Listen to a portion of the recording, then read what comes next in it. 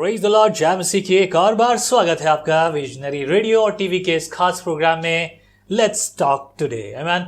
आज हमारे पास एक और विषय है और विषय है आज का चंगाई। हाँ जी, चंगाई वो विषय जिस पर आप हमेशा चर्चा करते हैं, चिंता करते हैं और बहुत सारे लोग उलझे हुए हैं। पवित्र शास्त्र से सीखेंगे, चर्चा करेंगे मिलकर।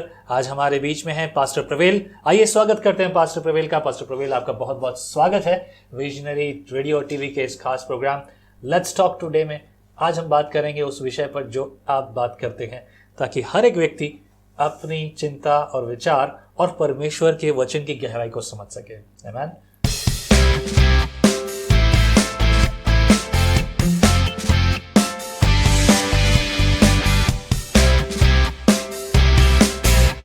Thank you sir. ये मेरे लिए सौभाग्य है कि आज मैं विजनरी टीवी पर कुछ प्रश्नों के जवाब देने के लिए और विशेषकर चंगाई के बारे में कुछ प्रश्नों के जो आम लोगों के जीवन मन में आते हैं, जीवन में हैं, प्रैक्टिकल बातें हैं, उनके बारे में बताने के लिए यहाँ पे हूँ। ये मेरा सौभाग्य है और आप सब हैं, मैं आपको भी स्वागत करता हूँ। Thank you pastor ji. Praise the lord. ये आनंद की बात है कि हम मिलकर एक साथ चर्चा करें।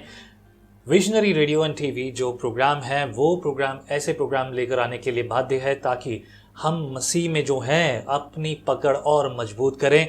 10 कुंवारियों के समान उनमें से 5 कुंवारियां जो मसीह में तैयार थीं उठाई जाने के लिए उसके समान हो। मेरे प्रियो, लगातार प्रार्थना कीजिए, संगति करते रहिए। आइए शुरुआत करते हैं आज के खास प्रोग्राम में। और इस प्रोग्राम में हम बात कर रहे हैं चंगाई के बारे में। तो मेरा पहला सवाल आपके लिए ये है, जो सबसे ज़्यादा पूछा जाता है, वो ये कि मुझे चंगाई क्यों नहीं मिल रही। मैं प्रार्थना कर रहा हूँ, पुकार रहा हूँ परमेश्वर को, चंगाई क्यों नहीं मिल रही। आपकी सेवकाई मैंने देखी है और आपकी सेवकाई में खास तौर से आप चंगाई के बारे में और चंगाई की जो सेवकाई है उसके बारे में आपने बात किया है। मैं चाहूँगा कि आप उसके बारे में आज विजनरी श्रोताओं को बताएं। अगर हम पवित्र शास्त्र में देखते हैं, जब हम पवित्र शास्त्र में देखते हैं तो यीशु मसीह कभी भी चंगाई में फेल नहीं हुए। बाइबल में विशेषकर से ये लिखा हुआ है कि जितने भी उसके पास आए यीशु मसीह ने सबको चंगाई किया।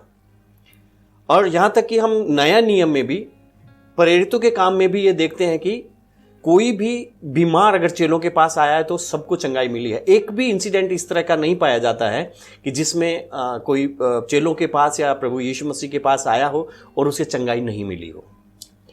मुझे याद है कि एक बार एक व्यक्ति जो है अपने बेटे को लेकर आता है और कहता है, प्रभु जो है तेरे चेले इस बच्चे को चंगाई नहीं दे पाए, इस बेटे को छुटकारा नहीं दे पाए, अब यदि हो सके तो इसके लिए कुछ कर।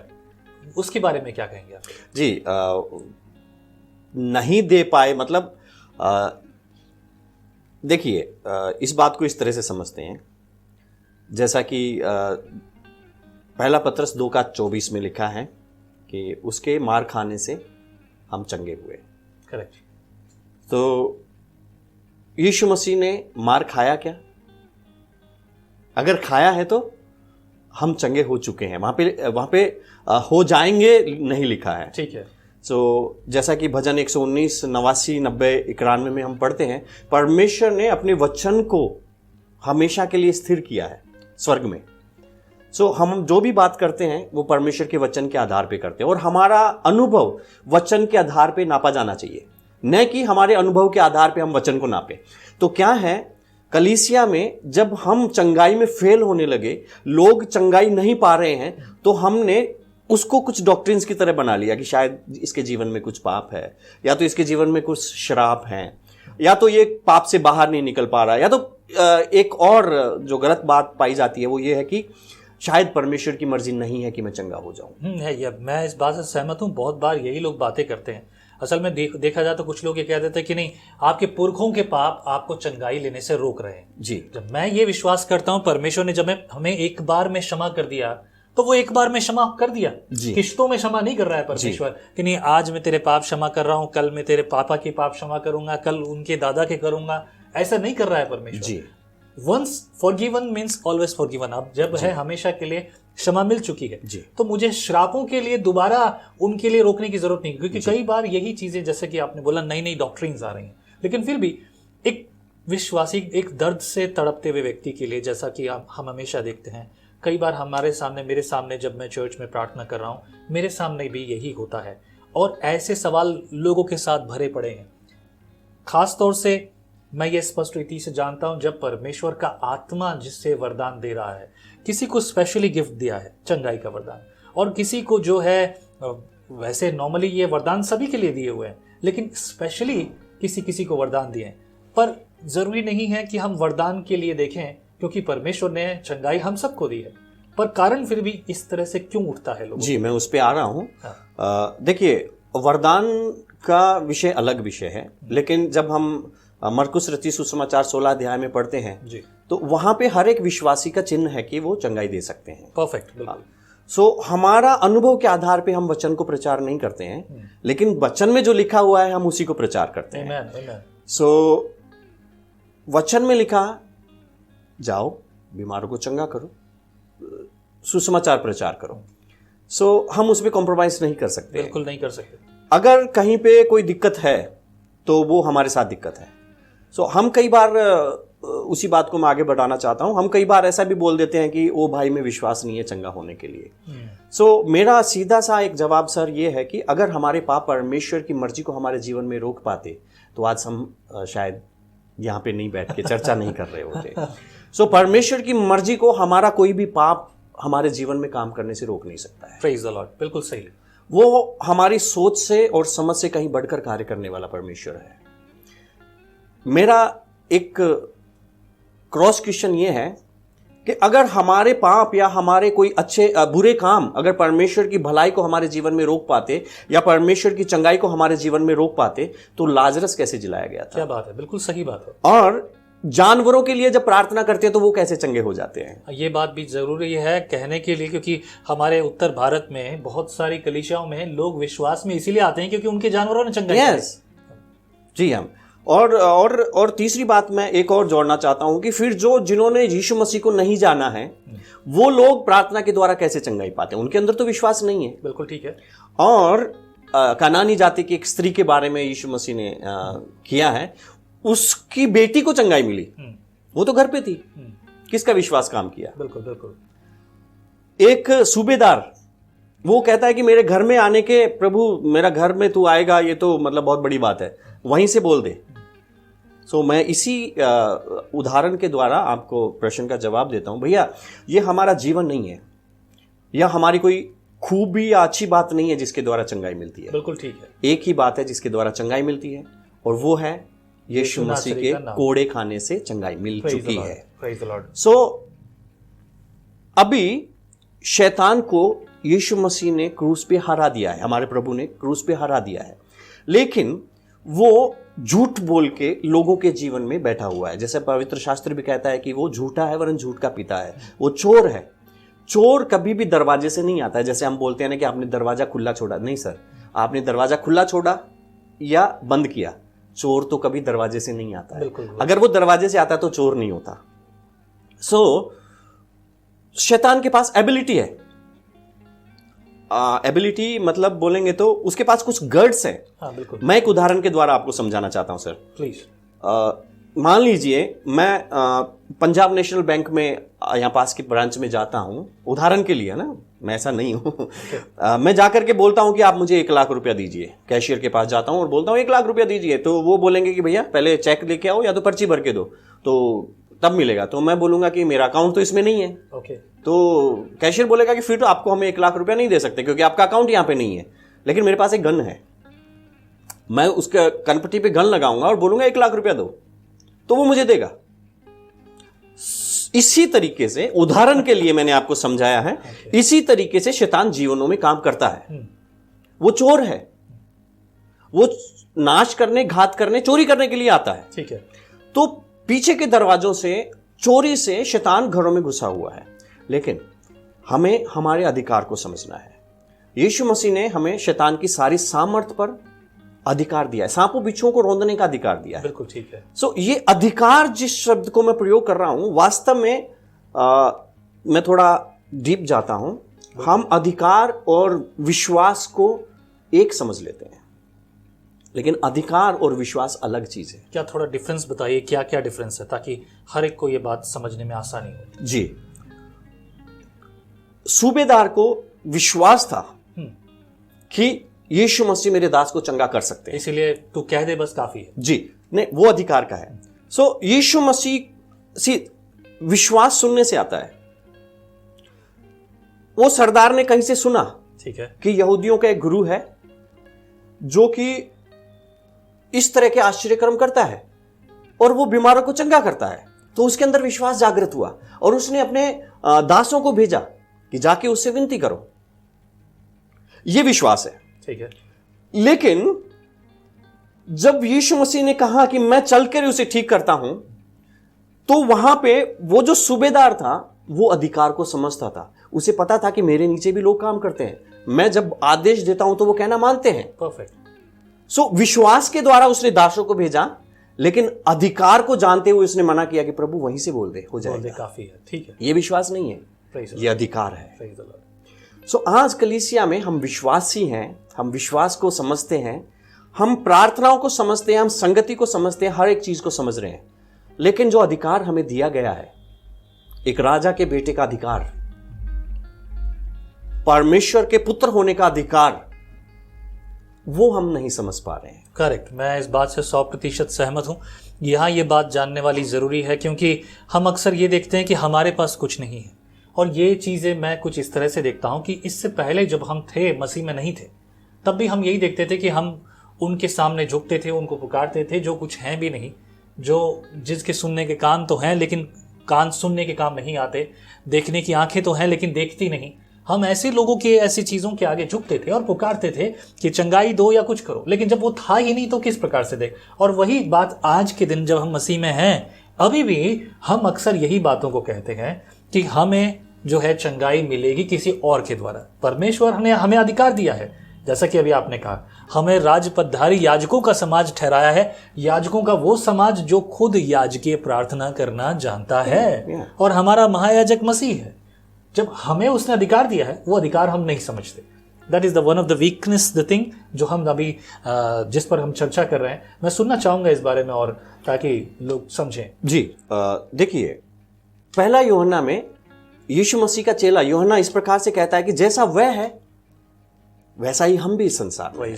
बिल्कुल सही। Same authority, same authority. परमेश्वर का पुत्र इस संसार में शैतान के कार्यों का नाश करने के लिए आया, हम भी वही करने हैं। बिल्कुल। सो देखिए, जब आप एक बीमार को चंगा करते हैं, हमें ये दो राज्यों के भेद को समझना है। जब आप एक बीमार को चंगा करते हैं, दुष्ट आत्मा से पीड़ित व्यक्ति को छुड़ाते हैं, एक किसी नशे की लत से किसी व्यक्ति को बाहर निकालते हैं, तो आप शैतान के राज्य को डायरेक्ट अटैक कर रहे हैं। इनडायरेक्ट अटैक और डायरेक्ट अटैक। लेकिन जब आप बीमार को चंगा कर रहे हैं तो आप डायरेक्ट उसको निकाल रहे हैं। तो ये अधिकार के द्वारा होता है, ये अधिकार के द्वारा होता है। सो देखिए, बाइबल में, पवित्र वचन में कहीं कोई एक्सक्यूज नहीं है कि चंगाई नहीं मिले। अगर इसमें हम फेल होते हैं तो ये हमारी कमी है। यीशु मसीह के कोड़े खाने में कोई कमी नहीं है। ठीक है। सो जैसा कि आपने बताया, जैसा कि आपने पूछा कि जैसे यीशु मसीह उस रूपांतर के पहाड़ से नीचे उतरे और चेले लोग चंगाई नहीं कर पाए, तो वहां पे लिखा है कि विश्वास की घटी या अविश्वास के कारण, संदेह के कारण। ठीक है।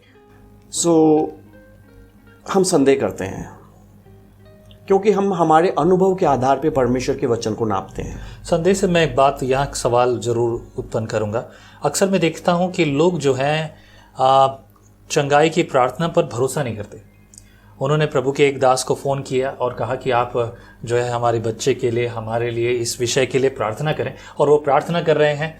उसी के बाद उन्हें भरोसा नहीं है, वो यही प्रेयर रिक्वेस्ट दूसरे को दे रहे हैं, तीसरे को दे रहे हैं, चौथे को दे रहे हैं, और इसी बात के लिए बार बार प्रेयर रिक्वेस्ट शेयर करना गलत नहीं है, लेकिन वही प्रेयर रिक्वेस्ट इस भावना से जब लोगों को बार बार यही करके दिया जाए, क्या पता कौन से प्रभु के दास से हमारे लिए प्रार्थना सुनी जाए, ये कहाँ तक सही है, क्या ये गलत है? इसमें जहाँ तक मैं समझता हूँ सही और गलत का प्रश्न नहीं है भैया। ओके। एक्चुअली क्या है कि वास्तव में जो दुखी है, जो पीड़ा में है, उसे पीड़ा से छुटकारा चाहिए। बिल्कुल चाहिए। मैं फिर उसी बात पे आऊँगा, अगर चंगाई नहीं हो रही है तो ये हमारा फेलियर है, ये उस विश्वासी का फेलियर नहीं है। हम उस पर दोष आरोपित करें कि तेरा विश्वास कम है। बाइबल में कहीं नहीं लिखा कि विश्वास कम है तो चंगाई नहीं पाएंगे, क्योंकि मैंने जैसे अभी हम चर्चा कर रहे थे, अगर ये होता तो मुर्दे नहीं जिलाए जाते, और अविश्वासी लोग चंगा नहीं होते। कहीं ना कहीं हमारा कहीं फॉल्ट है, हमारा जीवन परमेश्वर के सामने, या तो हम उस अधिकार को जो परमेश्वर ने हमें दिया है सही से प्रयोग नहीं कर पा रहे हैं।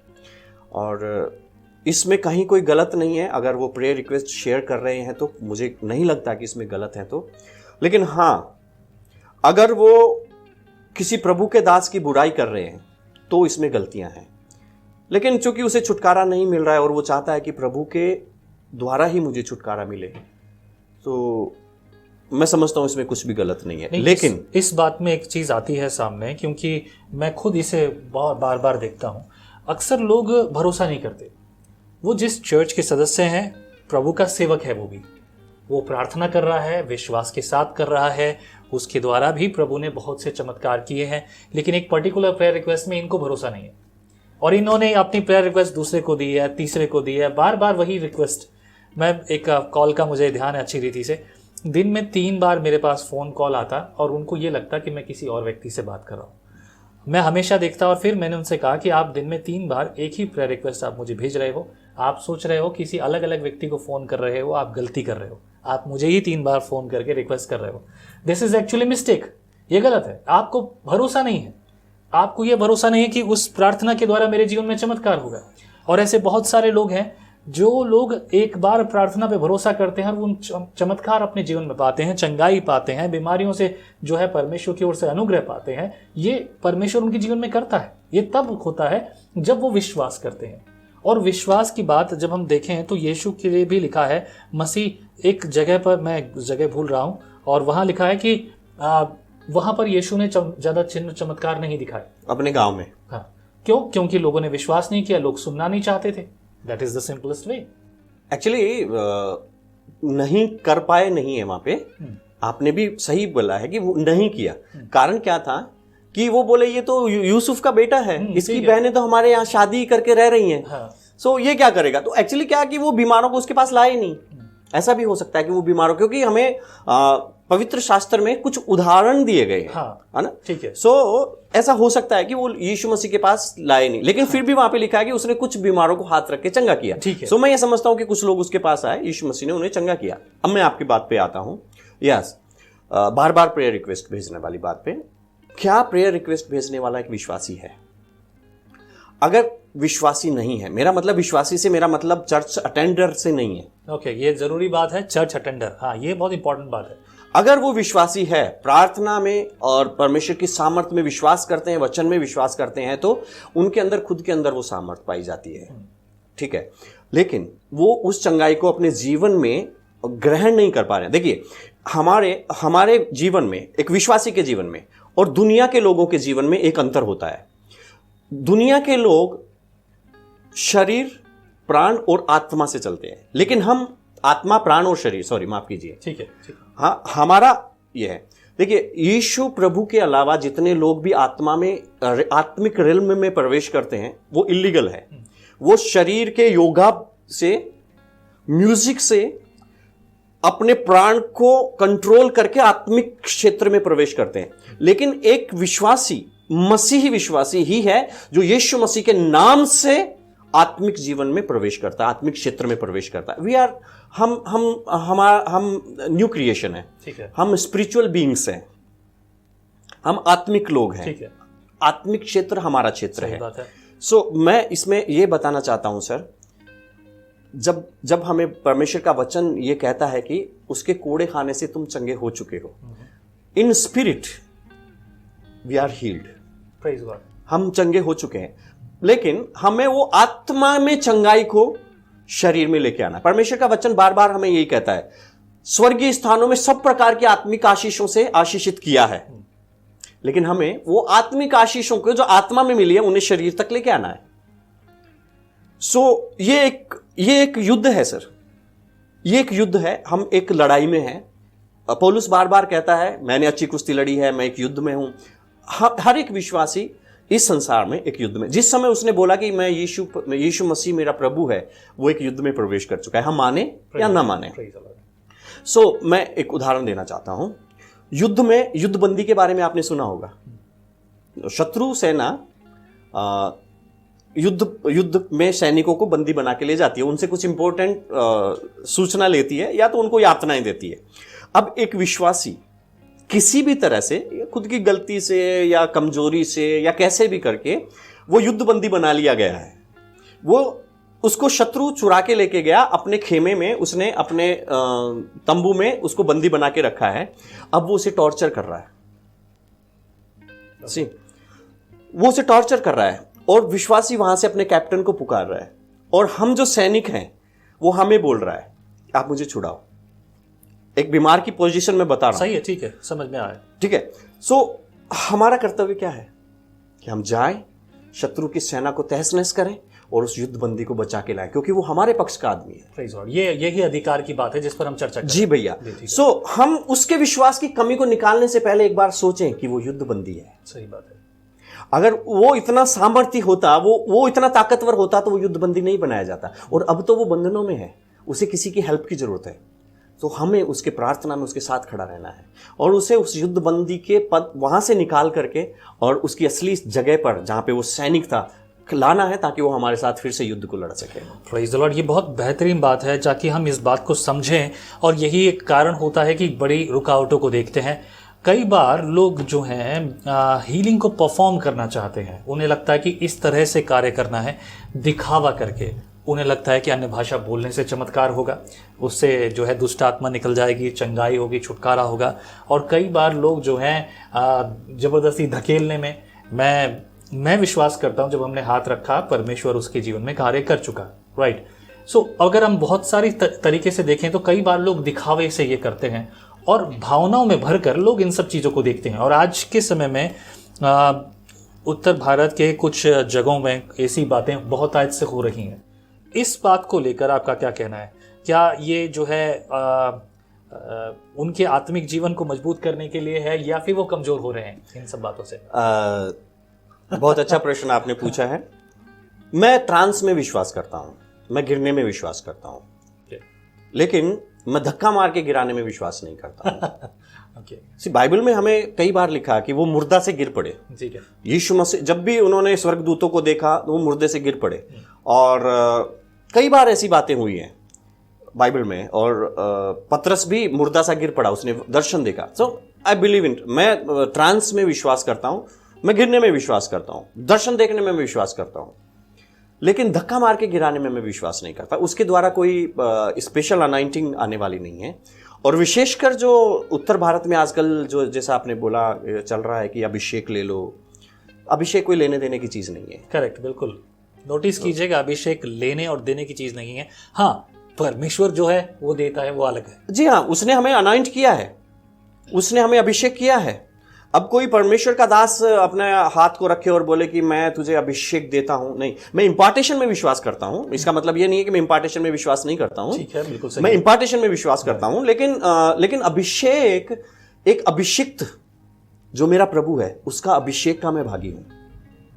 परमेश्वर ने जब मेरे प्रभु को अभिषेक किया, उसने वही अभिषेक मेरे ऊपर रखा हुआ है। सो ये अभिषेक के विषय में हम फिर बात करेंगे। अगर अच्छा है कि हम चंगाई में बात करें। हाँ। सो जो चल रहा है धक्का देके गिराने वाली बात, सो उसमें मैं विश्वास नहीं करता हूं। जी हाँ, मैं ट्रांस में विश्वास करता हूं। Praise God. ये बहुत खूबसूरत बात रखी है, ये बात जानने और विचार करने वाली है, अंगीकार करने वाली है। ये विचार कर लीजिए और समझ लीजिए, जैसा कि हमने अभी चर्चा की है, भरोसा, विश्वास, अधिकार, ये सारी ही चीजें काम करेंगे ताकि हम चंगाई प्राप्त करें। और चंगाई परमेश्वर देता है, प्रभु के लोगों के द्वारा देता है, परमेश्वर पर विश्वास करने वालों को देता है। चंगाई एक विश्वासी का अधिकार है। आमीन, आमीन। हम इस बात को इसलिए नहीं समझ पाते हैं क्योंकि हम कभी सोचते नहीं है कि मैं एक लड़ाई में हूं और मेरा शत्रु विशेष। एक बात मैं और भैया इसमें ऐड करना चाहता हूं। Please please. लोग बीमारी को पाकर के, जिनके शरीर में बीमारी है, वो ये बोलते हैं कि इस बीमारी के द्वारा परमेश्वर की महिमा हो रही है। ये एक बहुत गलत एक बात है कि पौलुस के जीवन में जो कांटा था उसको ऐसे देखते हैं कि परमेश्वर ने पौलुस के जीवन में कांटा दिया था, हमारे जीवन में भी कांटा दिया है। बीमारी के द्वारा शायद परमेश्वर हमें कुछ सिखाना चाहता है। भैया मैं इस बात को ऐसे बोलना चाहता हूं कि अगर परमेश्वर हमें सिखाएगा तो पवित्र शास्त्र हमारे पास है, पवित्र आत्मा हमें दिया गया है और परमेश्वर के दास लोग हैं जो वचन प्रचार करते हैं, परमेश्वर उनके द्वारा हमें सिखाएगा। कभी भी बीमारी के द्वारा परमेश्वर नहीं सिखाएगा। हमें एक बात को सोचना है, बीमारी परमेश्वर की ओर से नहीं है। जैसे प्रेरितों के काम 11 अध्याय उसका 36 पद में पढ़ेंगे, परमेश्वर ने यीशु मसीह को इस प्रकार से अभिषिक्त किया कि वो शैतान के छुड़ाए हुओं को और बीमारों को चंगा करता फिरा, शैतान के दबाए हुओं को और बीमारों को चंगा। ये शैतान की चाल। हम क्या सोचते हैं कि जिसमें दुष्ट आत्मा आ रही है वही शैतान का दास है। नहीं, बीमारी भी शैतान की ओर से है। सो इसके द्वारा कभी भी परमेश्वर की महिमा नहीं होती है। हाँ, बीमारी से चंगाई के द्वारा परमेश्वर की महिमा होती है। Praise the Lord. यही है नजरिया देखने का, ताकि जो है बदलाव को देख सकें। मेरे शरीर में अगर कोई बीमारी आती है तो मुझे इतना जलन होती है कि ये शैतान ने मेरे शरीर को टच करने की कोशिश कैसे किया। और ये एक जलन अगर हर एक विश्वासी के जीवन में हो जाए कि मेरे घर में बीमारी कैसे रह सकती है, मेरे जीवन में बीमारी कैसे रह सकती है, तो ये हमें देखना है, क्योंकि हम एक युद्ध में हैं और बीमारी शैतान का वो हथियार है जो हमारे जीवन में काम कर रहा है और उसे हम एक्सेप्ट कर रहे हैं और ये बता रहे हैं कि मेरे कैप्टन ने मुझे दिया है। हमें ये समझना है कि ये विरोधी के कैप्टन ने आपको दिया है। सही बात है, बहुत ही खूबसूरत। I just want to praise for this, क्योंकि यही चीज है, यही प्रकाशन हमें चाहिए ताकि हम छुटकारा देखें और भलाई देखें। आमीन। बहुत बहुत शुक्रिया। आज के इस एपिसोड को मैं यहीं समाप्त करना चाहूँगा। प्रेरित करूँगा आपको अगले एपिसोड के लिए तैयार रहिए ताकि हम इसी विषय पर आगे की चर्चा करें। यदि आपके पास कुछ सवाल हैं चंगाई को लेकर, अपने सवाल आप कमेंट बॉक्स में लिखकर भेज सकते हैं। अगली बार हम फिर से मिलेंगे पास्टर प्रवील के साथ और इसी विषय पर चर्चा करेंगे। हो सकता है इस बार आपके सवाल हो चर्चा के लिए। प्रभु आपके साथ हो। थैंक यू, बहुत बहुत शुक्रिया हमारे साथ बने रहने के लिए। ये समय, ये सारी बातें प्रभु की महिमा के लिए हो, ताकि हम सब अपने अधिकार को, अपने विश्वास को और परमेश्वर की सामर्थ को इस्तेमाल में लाना सीखें। आमीन। प्रभु आप सबके साथ हो। जय मसीह की। क्या आप जानते हैं परमेश्वर ने आपको क्यों बुलाया? क्योंकि वो आपसे प्रेम करता है, और अगर आप उसके प्रेम को देखना चाहते हैं, हमारे पास आइए विजनरी टीवी पर। Join us on visionary TV.